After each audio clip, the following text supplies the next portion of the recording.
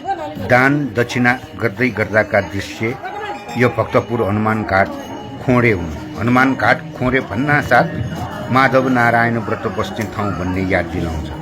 यस नदी सङ्गम घाटसँगै एउटा बुद्धबाहा वा विहार, जसलाई खुसीबाहा वा चक्रवर्त विहार भनिन्छ पनि रहेको छ। यस ठाउँमा एउटा सतह फल्चा पनि रहेको छ, जहाँ वृद्ध दाफा खलकका वृद्धहरू चिलिम स्वाट्ट पारी दापामा मग्न दृश्य कैद छ। आउँदो भक्तपुर महोत्सवको अवसर पारी यस भिडियो यहाँमा समर्पित गरेको छु।